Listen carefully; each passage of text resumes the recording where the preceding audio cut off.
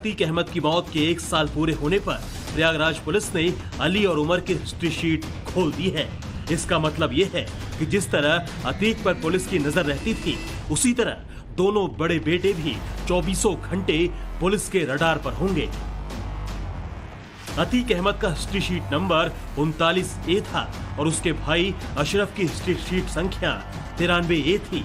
ये दोनों ही खुलदाबाद थाने के हिस्ट्री शीटर थे। अब अतीक के बड़े बेटे उमर का हिस्ट्री शीट नंबर 57B है, जबकि अली का 48B है। बस फर्क इतना है कि इनकी क्राइम कुंडली धूमनगंज पुलिस ने खोली है। उमर इस वक्त लखनऊ जेल में बंद है, जबकि अली प्रयागराज के नैनी सेंट्रल जेल में बंद है। बाकी हिस्ट्री शीटरों की तरह पुलिस इन पर लगातार नजर रखेगी, वैसा ही रवैया इनके साथ भी अपनाया जाएगा। यानी अगर इन्हें जमानत मिल भी जाती है तो पुलिस की नजर लगातार इन पर रहेगी। इन्हें थाने में आकर लगातार हाजिरी लगानी होगी और अगर ऐसा ये नहीं करते हैं तो पुलिस घर पर जाकर इनसे सवाल जवाब भी कर सकती है। जब कोई अपराधी एक से ज्यादा क्राइम में संलिप्त पाया जाता है तो उसके सारे अपराधों की लिस्ट बनाई जाती है। पुलिस एक्शन से लेकर कोर्ट कार्रवाई की डिटेल नोट की जाती है। किसी गैंग से जुड़ा है या नहीं, ये भी रिकॉर्ड मेंटेन किया जाता है और फिर उसी रिकॉर्ड बुक में दोस्तों से लेकर रिश्तेदारों की जानकारी दर्ज होती है।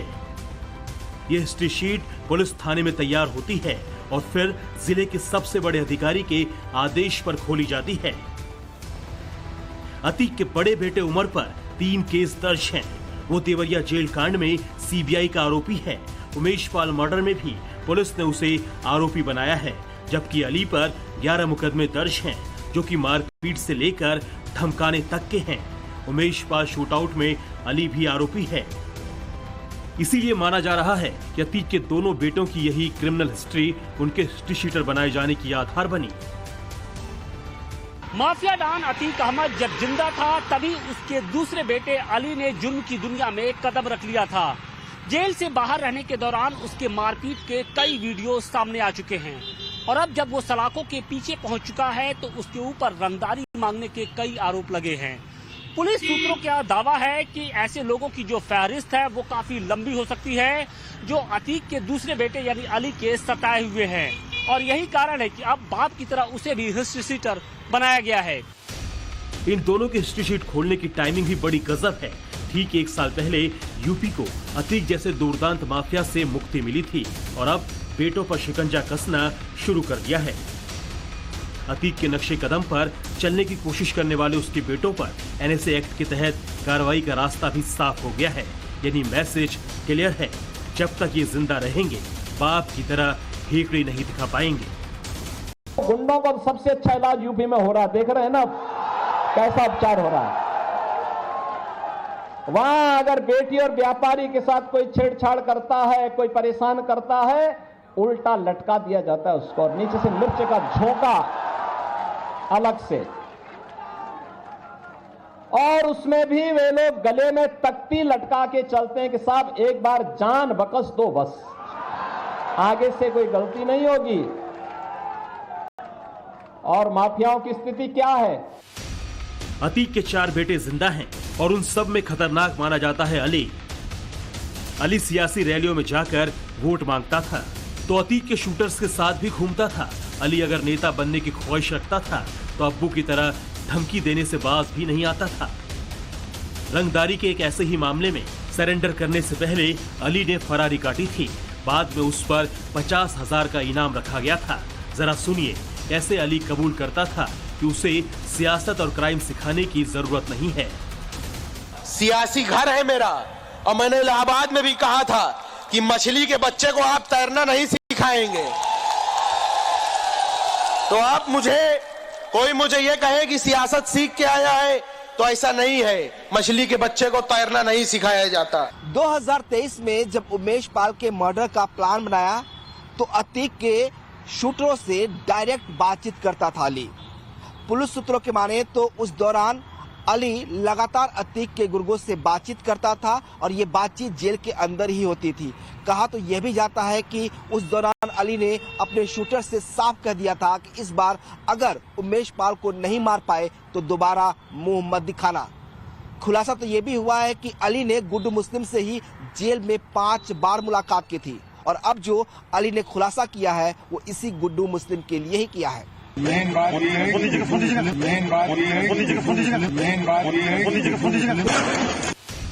अशरफ की अधूरी लाइन को 1 साल बाद अली ने पूरा किया है। अतीक के बेटे अली ने गुड्डू को गद्दार बताया है। सूत्रों का दावा है कि अतीक के बेटे ने गुड्डू मुस्लिम को घर का भेदिया भी करार दिया था।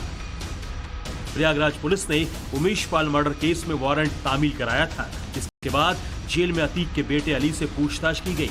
इस दौरान शाइस्ता और बाकी फरार आरोपियों पर उसने मुंह खोलने से इनकार कर दिया था, मगर गुड्डू मुस्लिम को गद्दार बताया। गुड्डू की तरह ही कई और लोगों को अतीक गैंग का गद्दार बताया है। अब उसके इस बयान से कई मायने निकाले जा रहे हैं। आज पहली बरसी पर हम इस वक्त काल्विन अस्पताल के उसी गेट के पास मौजूद हैं जहां दोनों की 15 अप्रैल 2023 को गोली मारकर हत्या कर दी गई थी। हत्या से ठीक पहले अशरफ मीडिया से बातचीत में ये कह रहा था कि मेन बात यह है कि गुड्डू मुस्लिम और इसके बाद सनी लवलेश तिवारी और अरुण मौर्य दोनों पर फायर करते हैं। 18 राउंड की फायर होती है और इसके बाद अतीक अहमद और माफिया अशरफ दोनों यहीं ढेर हो जाते हैं। शासन प्रशासन सरकार जिस दिन मन मना लेती है उस दिन कोई भी क्रिमिनल, कोई भी माफिया बहुत लंबे समय तक फ्री रन नहीं ले पाता है।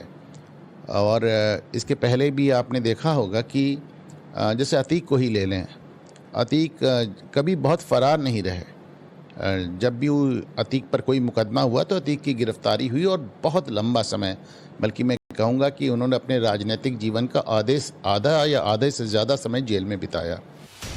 तो क्या अब अली वर्सेस गुड्डू मुस्लिम स्टार्ट हो जाएगा? क्या अली के इस बयान के बाद अतीक पार्ट 2 शुरू हो गया? क्योंकि माफिया गैंग में संपत्ति की लड़ाई होनी तय है। गैंग का सरदार कौन बनेगा, इस पर भी 2 फाड़ हो सकता है। अतीक की 1200 करोड़ की बेनामी संपत्ति का साम्राज्य तबाह किया जा चुका है, जिसमें से 417 करोड़ की संपत्ति जब्त की जा चुकी है और 752 करोड़ की संपत्ति पर बुलडोजर चलाया जा चुका है।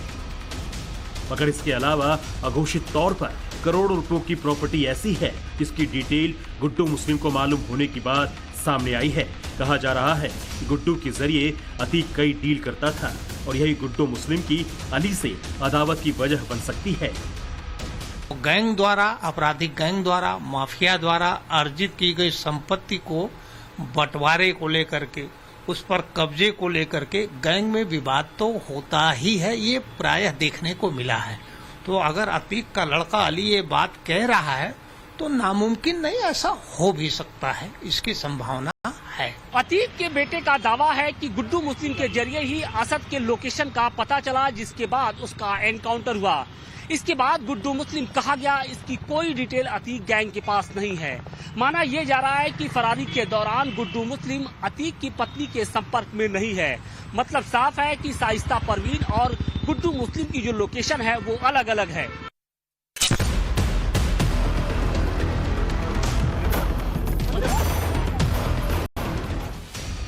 उमेश पाल मर्डर केस में कुल 28 आरोपी हैं, जिनमें से 7 या तो मिट्टी में मिल चुके हैं या एनकाउंटर हो चुका है। इनमें अतीक का बेटा असद, शूटर गुलाम, शूटर उस्मान, साजिशकर्ता अरबाज और नफीस बिरयानी के अलावा अतीक और उसके भाई अशरफ हैं। इस केस में शामिल रहे 10 आरोपी ऐसे हैं जो फिलहाल सलाखों के पीछे हैं। इनमें अतीक के करीबियों से लेकर उसके रिश्तेदारों तक का नाम है। इसके अलावा 6 आरोपी ऐसे हैं जिनका यूपी पुलिस को बहुत शिद्दत से इंतजार है। कयास यही है कि आज नहीं तो कल कोई पुलिस के चंगुल में फंसेगा और फिर पूरा गैंग खल्लास हो जाएगा, क्योंकि अली के बयान से एकदम क्लियर है कि गुड्डू मुस्लिम अब अतीक फैमिली का दुश्मन बन चुका है। बहुत संभव है कि पुलिस की इन्वेस्टिगेशन में इसे पार्ट बनाया जाएगा। माफिया के बेटों उमर और अली के बयान मैच कराए जाएंगे। अगर ये एक जैसे पाए जाते हैं तो फिर गुड्डू मुस्लिम को लेकर पुलिस बड़ा एक्शन कर सकती है। गुड्डू मुस्लिम की लोकेशन क्या हो सकती है, इसके लिए लोकल इनपुट से लेकर अतीक के गैंग को ट्रेस किया जा रहा है। कयास यही है कि 1 साल से फरार गुड्डू मुस्लिम का लुका छिपी वाला खेल अब ज्यादा लंबा नहीं चलने वाला। हालांकि वो फरारी काटते हुए भी गैंग चला सकता है, इससे भी इनकार नहीं किया जा सकता।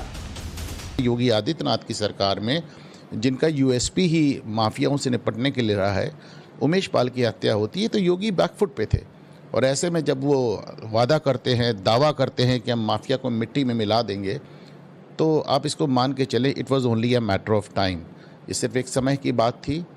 बाकी लोग मारे गए या पकड़े गए, और गुड्डू मुस्लिम भी, मेरा अपना मानना है कि चुनाव और वोटिंग के पहले अपने तार्किक अंजाम तक पहुंच जाएगा। प्रयागराज की धूमनगंज पहले ही शाइस्ता परवीन को माफिया घोषित कर चुकी है।